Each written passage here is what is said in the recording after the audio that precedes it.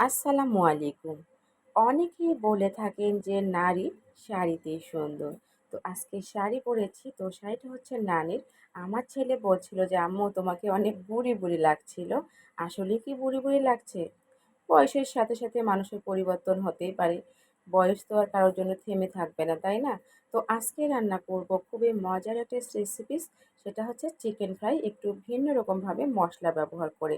এখানে আদা, রসুন, জিরা, গরম মসলা সব ধরনের মশলা তেলের মধ্যে ভেজে তারপর ব্লেন্ড করে নিয়েছি। আর দিয়ে দিয়েছি এখানে কর্নফ্লাওয়ার ২ টেবিল চামচ। আর দিয়ে দিচ্ছি গুঁড়া দুধ। তার আগে দেওয়া হয়েছিল টমেটো সস আর হচ্ছে গ্রিন চিলি সস। যেহেতু একটু স্পাইসি করব, আর এখানে গুঁড়ো দুধের পুরো প্যাকেটটাই দিয়ে দিলাম। আর দিয়ে দিচ্ছি এখানে পরিমাণ মতো ২ টেবিল চামচ সয়া সস। আর সয়া সসটা দেওয়ার অবশ্যই চেষ্টা করবেন, তাহলে কিন্তু চিকেন ফ্রাইটা অনেক মজা লাগবে। দিয়েছি যেহেতু ২ টেবিল চামচ। আর যে জিনিসটা বরাবরই আমার ভুল হয়ে থাকে, সেটা হচ্ছে আমি লবণ দিতেই ভুলে যাই। আর এখানে দিয়ে দিব ভিনেগার, যেহেতু গুঁড়ো দুধ ব্যবহার করেছি আর টক দই ছিল না, তার কারণে এখানে দিয়ে দিচ্ছি ভিনেগার জাস্ট ১ টেবিল চামচের মতো। আর এখন দিয়ে দিব পরিমাণ মতো লবণ। আর লবণটা অবশ্যই বুঝে ব্যবহার করবেন, কেননা সয়া সসের মধ্যে কিন্তু লবণ থাকে। তো তা না হলে আবার বেশি হয়ে যেতে পারে। আর এরপর ভালো করে একটু নেড়ে নিচ্ছি। আর এই কাজটা অবশ্যই করবেন।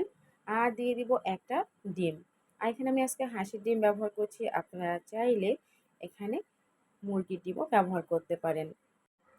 আর এখন যে কাজটা করব সেটা হচ্ছে আগে একটু ভালো করে নেড়েচেড়ে নেব, যাতে সবগুলো ভালো করে চিকেনের গায়ে গায়ে লেগে যায়। আর তারপরে যে জিনিসটা করব, এই জিনিসটা অবশ্যই দেওয়ার চেষ্টা করবেন, যে কোনো ধরনের জেলি। এখানে আজকে আমি অরেঞ্জ জেলিটা ইউজ করতেছি জাস্ট ১ টেবিল চামচ।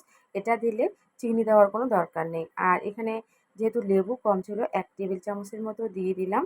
আর দিয়ে দিচ্ছি কিছু ভাজা মসলা। গোলমরিচের গুঁড়া, গরম মশলা গুঁড়া, সাথে কালারের জন্য একটু হলুদের গুঁড়া, আর স্পাইসি করার জন্য লাল মরিচের গুঁড়া দিয়ে আবারও ভালো করে মেখে নিয়ে দিয়ে দিচ্ছি এখানে ৩ টেবিল চামচের মতো ময়দা। ময়দাটা দেওয়ার অবশ্যই চেষ্টা করবেন।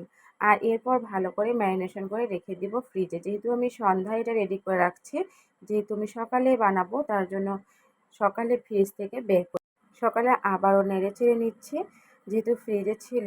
আর এখন তেলে ভেজে নেওয়ার পালা। আর খেতে কিন্তু মাশাআল্লাহ অনেক ভালো হয়েছিল। আমি যেগুলো বানিয়েছি সেগুলো ভাজতে ভাজতেই কিন্তু শেষ হয়ে যাচ্ছিল, কারণ সবাই বলছিল যে অনেক মজা হয়েছে। তো এভাবে অবশ্যই বাসায় ট্রাই করবেন। আর একটু সময় নিয়ে ভাজবেন। চুলার জালটাকে মিডিয়াম টু লো হিটে দিয়ে রাখবেন, তাহলে কিন্তু বাইরে থেকে ক্রিস্পি হবে আর ভিতরটা থাকবে কাঁচা। এই জন্য জালটা একটু কমিয়ে রাখতে হবে। তো খেতে মাশাআল্লাহ অনেক ভালো হয়েছিল। লুচি করেছি, তার সাথে সেমাই তো মাস্ট বি থাকতেই হবে। তো আজকের ভিডিওটা কার কাছে কেমন লেগেছে সেটা কিন্তু কমেন্ট করে বলতে অবশ্যই ভুলবেন না। সবাই ভালো থাকবেন, সুস্থ থাকবেন। সবাইকে অনেক অনেক ভালোবাসা রইলো। সবাইকে আল্লাহ হাফেজ বলে আজকের ভিডিওটি শেষ করছি। ধন্যবাদ।